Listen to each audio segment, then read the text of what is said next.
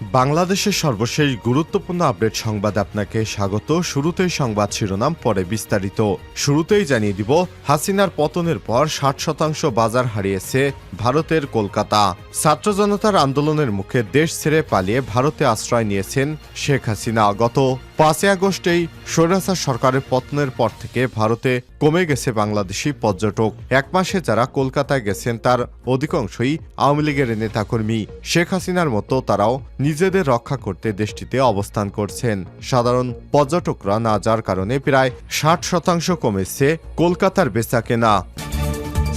এরপর জানিয়ে দিব, ডক্টর মোহাম্মদ ইউনূস সরকারের ১ মাস পূর্ণ হয়েছে, স্থিতিশীলতার দিকে এগিয়ে যাচ্ছে বাংলাদেশ। আলহামদুলিল্লাহ, ছাত্র জনতার রক্তাক্ত বিপ্লবের পর ফ্যাসিবাদ মুক্ত বাংলাদেশ গড়ার স্বপ্নে এগিয়ে যাচ্ছে দেশ। ডক্টর মোহাম্মদ ইউনূস দায়িত্ব নেয়ার পর স্থিতিশীলতার দিকে এগিয়ে যাচ্ছে দেশ। এবারে জানাবো, পুলিশ ফিরেছে, গতি ফেরেনি। অভ্যুত্থানের ১ মাস। গণ অভ্যুত্থানে শেখ হাসিনা সরকারের পতনের সঙ্গে সঙ্গেই আত্মগোপনে চলে যায় তখনকার পুলিশ মহাপরিদর্শক আইজিপি এবং ঢাকা মহানগর পুলিশ ডিএমপি কমিশনার সহ বাহিনীটির বেশ কয়েকজন ঊর্ধ্বতন কর্মকর্তা। আতঙ্কে গা ঢাকা দেন থানাসহ বিভিন্ন দায়িত্বে নিয়োজিত পুলিশ সদস্যরাও। তবে অন্তর্বর্তীকালীন সরকার গঠনের একদিন আগেই নতুন আইজিপি এবং ডিএমপি কমিশনার নিয়োগ দেওয়া হয়। বাহিনীর গতি ফেরাতে নানা উদ্যোগ নেওয়া হয়েছে। পুলিশ সদস্যদের মনোবল ফেরাতে উদ্দীপনামূলক বক্তব্য দিয়েছে স্বরাষ্ট্র মন্ত্রণালয়ের দায়িত্বপ্রাপ্ত উপদেষ্টা। তবে অন্তর্বর্তীকালীন সরকারের ১ মাস হলেও আগের অবস্থায় ফিরতে পারেনি পুলিশ সদস্যরা। কারণ পুলিশ সদস্যকে যেভাবে দলীয়করণ করা হয়েছিল, এখনও তারা মাঠে ফিরতে ভয় পাচ্ছে।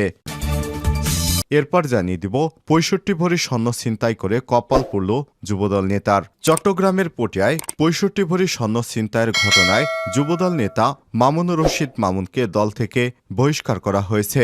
চট্টগ্রাম কক্সবাজার মহাসড়কের পটিয়া বাইপাস রোডে যাত্রীবাহী বাসের গতিরোধ করে স্বর্ণালংকার ছিনতাইয়ের এই চাঞ্চল্যকর ঘটনাটি ঘটে। এদিকে বৈষম্য বিরোধী ছাত্র জনতার নামে মামলা করল বিএনপির নেতারা। বৈষম্য বিরোধী ছাত্র জনতার আন্দোলনে অংশ নেওয়া ২২ জন শিক্ষার্থীর নামে মামলা দায়ের করেছে রংপুরের পীরগাছা উপজেলা বিএনপির আহ্বায়ক আমিনুল ইসলাম রাঙা। এই ঘটনার প্রতিবাদে শনিবার বিকাল থেকে থানার সামনে সড়কে বিক্ষোভ সহ অবস্থান কর্মসূচি পালন করছে সাধারণ ছাত্র জনতা। মামলার বিষয়টি নিশ্চিত করেছে পীরগাছা থানার ওসি সুশান্ত কুমার সরকার। এবং সর্বশেষ জানিয়ে দিব, মধ্যপ্রদেশে প্রকাশ্যে রাস্তায় নারীকে ধর্ষণ, বাঁচাতে না এসে করা হয় ভিডিও। ভারতের মধ্যপ্রাচ্যে উজ্জয়িনী জেলায় প্রকাশ্যে রাস্তায় ফেলে এক নারীকে ধর্ষণ করা হয়েছে। গতকাল এই ঘটনা ঘটে। অনেকে এই ঘটনার প্রত্যক্ষ করলেও কেউই এই নারীকে বাঁচাতে যায়নি, বরং ঘটনাস্থলে দাঁড়িয়ে থাকা অনেকেই এর ভিডিও করেছে। এই ঘটনা এমন সময় ঘটল যখন ভারতের পশ্চিমবঙ্গে একজন তরুণী চিকিৎসককে হাসপাতালে ধর্ষণ করে হত্যার মতো জঘন্য ঘটনা ঘটেছে এবং সেখানে প্রবল বিক্ষোভ চলছে। প্রিয় দর্শক, এতক্ষণ শুনছিলেন সংবাদ শিরোনাম, এবারে বিস্তারিত। তবে তার আগে বন্ধুরা, অনুরোধ থাকবে এই সংবাদটিতে একটি লাইক দিন। এই চ্যানেলে আপনি নতুন হয়ে থাকলে আমাদের সংবাদটি দেখতে দেখতে চ্যানেলটি সাবস্ক্রাইব করে রাখুন, যাতে করে বন্ধুরা আমাদের পরবর্তী লেটেস্ট আপডেট সংবাদগুলো সবার আগে আপনার কাছে পৌঁছে যায়। কমেন্ট করে আপনার মূল্যবান মতামত জানিয়ে দিন আপনি বিশ্বের কোন দেশ থেকে বা বাংলাদেশের কোন স্থান থেকে আমাদের সংবাদটি দেখছেন এবং শুনছেন। এবারে বিস্তারিত। হাসিনার পতনের পর ৬০% বাজার হারিয়েছে কলকাতা। ছাত্র জনতার আন্দোলনের মুখে দেশ ছেড়ে ভারতে পালিয়ে আশ্রয় নিয়েছে সাবেক প্রধানমন্ত্রী শেখ হাসিনা। গত ৫ আগস্টেই স্বৈরাচার সরকার পতনের পর থেকে ভারতে কমে গেছে বাংলাদেশি পর্যটক। গত ১ মাসে যারা কলকাতায় গেছেন তার অধিকাংশই আওয়ামী লীগের নেতাকর্মী। শেখ হাসিনার মতো তারাও পালিয়ে নিজেদের রক্ষা করতে দেশটিতে অবস্থান করছেন। সাধারণ পর্যটকরা না যাওয়ার কারণ প্রায় ৬০% কমেছে পোশাকের বাজারের বেচাকেনা, ৭০% কমেছে হোটেল বুকিং, ১/৩ কমেছে চিকিৎসা নিতে যাওয়া রোগীর সংখ্যা। সব মিলিয়ে বড় ধরনের আর্থিক সংকটের মধ্য দিয়ে যাচ্ছে ভারত। শেখ হাসিনা ভারতে আশ্রয় নেয় দেশটির সঙ্গে বাংলাদেশের নতুন অন্তর্বর্তীকালীন সরকারের অভিজ্ঞতাও ভালো না হওয়ার ধারণা করা যাচ্ছে খুব সহজেই কাটবে না এই সংকট। বাংলাদেশের জনগণ মনে করে বাংলাদেশ ভারতের অতিরিক্ত প্রভাব, পানি বণ্টন এবং সীমান্ত হত্যা বন্ধ না হলে দীর্ঘ ক্ষতির মুখে পড়তে পারে কলকাতা। এসএস হক মার্কেট বা নিউ মার্কেট বলে পরিচিত অথবা তার আশেপাশের বিপণী বিতানগুলোতে সারা বছরই বাংলাদেশি পর্যটকদের ভিড় লেগে থাকত। বেড়াতে এসে হোক অথবা চিকিৎসা করার জন্য বেশিরভাগ বাংলাদেশি পর্যটকই কলকাতা এলে নিউ মার্কেটে কেনাকাটা করতে গিয়ে থাকেন। খবর বিবিসি বাংলার। কিন্তু শেখ হাসিনা পালিয়ে যাওয়ার পর এখন আর তাদের দেখতে পাওয়া যাচ্ছে না। স্থিতিশীলতার দিকে এগিয়ে যাচ্ছে নতুন বাংলাদেশ।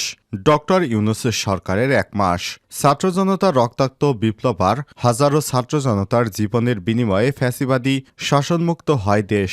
5 আগস্টের নতুন এক বাংলাদেশের আবির্ভাব ঘটে। স্বৈরশাসক হাসিনার পতনের 3 দিনের মাথায় গত 8 আগস্ট অন্তর্বর্তীকালীন সরকার দায়িত্ব গ্রহণ করে। নানামুখী চ্যালেঞ্জ, শঙ্কা, ষড়যন্ত্রের চাপ সামলে 1 মাস পার করেছে নতুন সরকার। সরকার পতনের পর সৃষ্ট বিশৃঙ্খলা পরিস্থিতি সামাল দিতে স্থিতিশীলতার দিকে এগিয়ে যাচ্ছে নতুন বাংলাদেশ। ব্যাংক খাতে স্থিতিশীলতা ফিরতে শুরু করেছে, বৈদেশিক মুদ্রা রিজার্ভও বাড়ছে। প্রবাসীদের পাঠানো রেকর্ড রেমিটেন্স এসেছে সরকারের প্রথম মাসে। শিক্ষা প্রতিষ্ঠানের বিশৃঙ্খলা কাটতে শুরু করেছে, সচল হচ্ছে ব্যবসা বাণিজ্য। বৈদেশিক সম্পর্কে ব্যাপক পরিবর্তন এসেছে। বিশ্ব নেতাদের স্বীকৃতি, আন্তর্জাতিক সংস্থার সহযোগিতার আশ্বাসে আস্থা ফিরছে জনমনে। 1 মাস কোনো মূল্যায়নের সময় নয়, তবে এ পর্যন্ত নেওয়া সরকারের উদ্যোগ সন্তোষজনক। সামনে আরও কাজ করতে হবে। সামনে 1 থেকে 2 মাসের মধ্যে মানুষের আস্থা ফেরানোর মতো আরও উদ্যোগ দৃশ্যমান করতে হবে। গদবাঁধা চিন্তা ভাবনা থেকে বেরিয়ে এসে সৃজনশীল উপায়ে নতুন বাংলাদেশ গড়া লক্ষ্যে কাজ শুরু করেছে ডক্টর মোহাম্মদ ইউনূসের অন্তর্বর্তীকালীন সরকার, যেখানে সর্বোচ্চ গুরুত্ব দেওয়া হয়েছে জনস্বার্থকে। আজ 8 আগস্ট ডক্টর ইউনূসের নেতৃত্বাধীন অন্তর্বর্তীকালীন সরকারের 1 মাস পূর্ণ হল। এই সময়ের মধ্যে সবচেয়ে বড় দুর্যোগ দেশের 12টি জেলায় বয়ে যা বন্যা পরিস্থিতি সামাল দিয়েছেন তিনি এবং তার সরকার। এ সময় তিনি বলেছেন, তিস্তা চুক্তির বিষয়ে আনুষ্ঠানিকভাবে ভারতের সঙ্গে কথা বলবেন। এ মাসে তিনি জাতিসংঘের সাধারণ অধিবেশনে যোগ দিচ্ছেন। পুলিশ ফিরেছে, গতি ফেরেনি।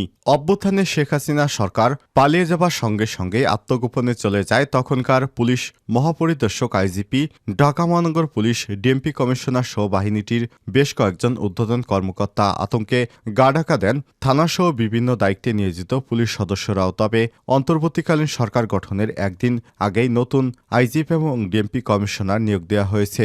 বাহিনীতে গতি ফেরাতে নানা উদ্যোগ নেওয়া হয়। পুলিশ সদস্যদের মনোবল ফেরাতে উদ্দীপনামূলক বক্তব্য দিয়েছেন স্বরাষ্ট্র মন্ত্রণালয়ের দায়িত্বপ্রাপ্ত উপদেষ্টা। তবে অন্তর্বর্তীকালীন সরকারের 1 মাস পার হলেও আগের অবস্থায় ফিরতে পারেনি পুলিশ। খোঁজ নিয়ে জানা গেছে, এখনও ঢাকাসহ বিভিন্ন মেট্রোপলিটন এলাকা এবং জেলাগুলোতে পুলিশ টহল কার্যক্রম বা দৈনন্দিন অপারেশনাল কার্যক্রমে যেতে পারেনি পুলিশ। এতে মাঝে মধ্যেই খুন, ছিনতাই ও চুরির মতো অপরাধ সংগঠনের মতো ঘটনা ঘটছে। থানার কার্যক্রম শুরু হলেও পুরোপুরি নাগরিক সেবা দেওয়া যাচ্ছে না।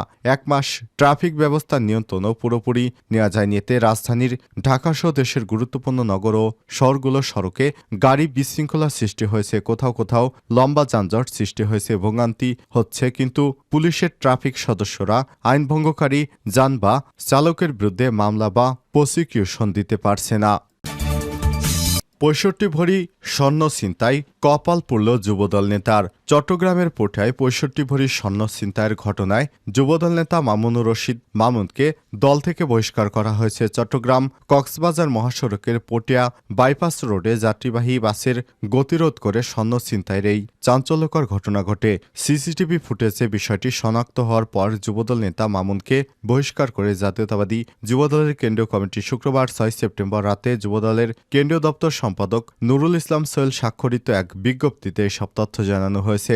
বিজ্ঞপ্তিতে বলা হয়েছে, সংগঠন বিরোধী কর্মকাণ্ডে জড়িত থাকার সুস্পষ্ট অভিযোগে বাংলাদেশ জাতীয়তাবাদী যুবদল চট্টগ্রাম দক্ষিণ জেলা শাখার পটিয়া পৌর শাখার যুগ্ম আহ্বায়ক মামুনুর রশিদ মামুনকে প্রাথমিক সদস্য পদসহ দলের সব পদ থেকে বহিষ্কার করা হয়েছে। বহিষ্কৃত নেতৃত্ববৃন্দের অপকর্মের কোনো দায়-দায়িত্ব দল নেবে না এবং যুবদলের সকল পর্যায়ের নেতাকর্মীদের তার সঙ্গে সাংগঠনিক সম্পর্ক না রাখতে অনুরোধ করা হয়েছে।